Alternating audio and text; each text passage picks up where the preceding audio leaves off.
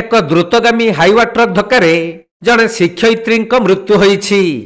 ସେ ସ୍କୁଲ କାମ ସାରି ନିଜ ସ୍କୁଟି ଯୋଗେ ଘରକୁ ଫେରୁଥିବା ବେଳେ ଏକ ଦ୍ରୁତଗାମୀ ହାଇୱା ତାଙ୍କ ସ୍କୁଟି ପଛପଟେ ଅତି ଶକ୍ତ ଧକ୍କା ଦେଇଥିଲା।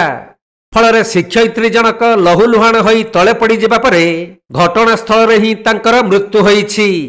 ଏପରି ମର୍ମନ୍ତୁଦ ସଡ଼କ ଦୁର୍ଘଟଣା ଘଟିଛି କେନ୍ଦୁଝର ଜିଲ୍ଲା ଚମ୍ପୁଆ ଉପଖଣ୍ଡ ଯୋଡ଼ା ଥାନା ନିକଟସ୍ଥ 520 ନମ୍ବର ଜାତୀୟ ରାଜପଥର ମାଇନିଂ ଛକ ନିକଟରେ। ମୃତ ମହିଳାଙ୍କ ନାମ ସୁନିତା ଲୋହାର।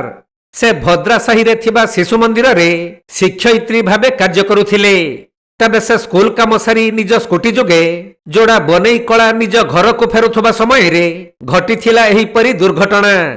ଖବର ପାଇ ପୁଲିସ ସଙ୍ଗେ ସଙ୍ଗେ ପହଞ୍ଚି ଦୁର୍ଘଟଣା ଘଟାଇଥିବା ଟ୍ରକକୁ ଜବତ କରି ଡ୍ରାଇଭରକୁ ଅଟକ ରଖିଛନ୍ତି। ତେବେ ଏହି ଦୁର୍ଘଟଣା ପରେ ଘଟଣାସ୍ଥଳରେ ଉତ୍ତେଜନା ପରିସ୍ଥିତି ସୃଷ୍ଟି ହୋଇଥିଲା।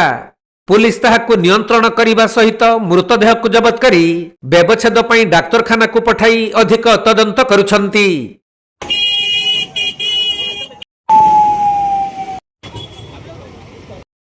କେନ୍ଦୁଝର ଜିଲ୍ଲା ଚମ୍ପୁଆରୁ ଦୀପକ କୁମାର ନାୟକଙ୍କ ରିପୋର୍ଟ, କୋଣାର୍କ ଲାଇଭ୍।